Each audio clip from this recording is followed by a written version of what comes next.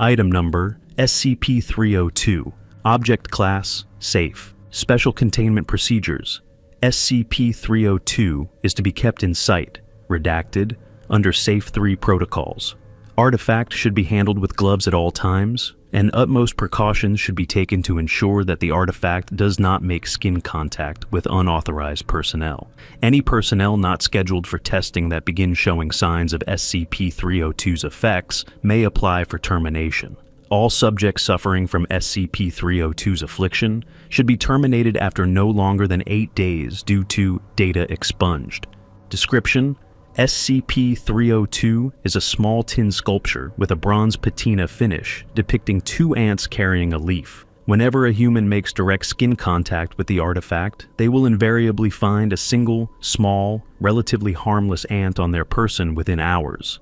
This ant may belong to any of several different small ant species, and its appearance rarely causes much alarm. It is of note that in all recorded cases, subjects have always distinctly noticed this first ant and fully remember seeing it. Thereafter, an exponentially increasing number of ants will appear on the exposed subject by day. Throughout the entire day, the number of ants that appear seems to be in the range of 3 by the power of x to 5 by the power of x, where x is the number of days since initial contact with SCP-302.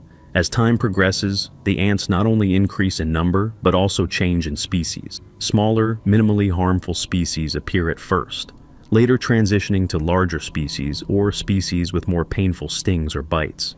Ants seem to appear out of the nearest unobserved space. This includes from under clothes, nearby objects, or, if left with no alternatives, bodily orifices. Ants seem singularly preoccupied with exploring or attacking the affected individual and will not stop until either themselves or the subject is deceased. Addendum 30201, Subject of Test. Log 2 was a single D-Class personnel. Subject was told he was to participate in a study testing how a week of relaxation might affect the performance of D-Class personnel, and was kept in a relaxation chamber with exercise equipment, various books and magazines, and a color television. Subject was exposed to SCP-302 without his knowledge. Test Log 2, Days 1 and 2. Subject spends his time in leisurely pursuits. Subject expresses great satisfaction and reports nothing out of the ordinary. Day 3. Subject reports small ant problem and admits it is probably his fault for letting crumbs fall over the couch and carpet. Subject admits he noticed an ant 2 days previous, but did not think it was worth mentioning. Subject reports great satisfaction otherwise, and requests a can of bug spray. Day 4.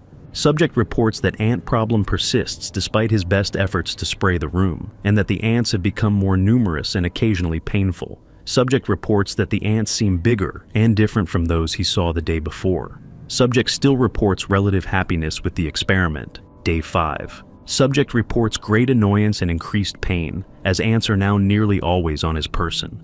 Ants seem to have changed once more, becoming more aggressive and agitated. At this point, subject clearly suspects ants are not of a normal nature. Day 6. Subject in great pain. On average, 5 tropical greenhead ants, Rhytidoponera metallica, are seen to appear every minute on subject throughout entire day. Subject becomes aggressive due to pain and demands to be released from chamber. Pretense for experiment is dropped and subject is restrained and given medical attention. Day 7. Subject in great pain. An average of 25 tropical fire ants, Solenopsis solenopsidis, are seen to appear every minute on subject. Subject requires continuous ant removal. Day 8. Subject is heavily medicated and unconscious through majority of day. An average of 140 bullet ants, Paraponera clavata, appear on subject each minute. Rapid ant removal and anti-inflammatory medicine is necessary. Day 9. Data expunged. Subject and experiment are terminated.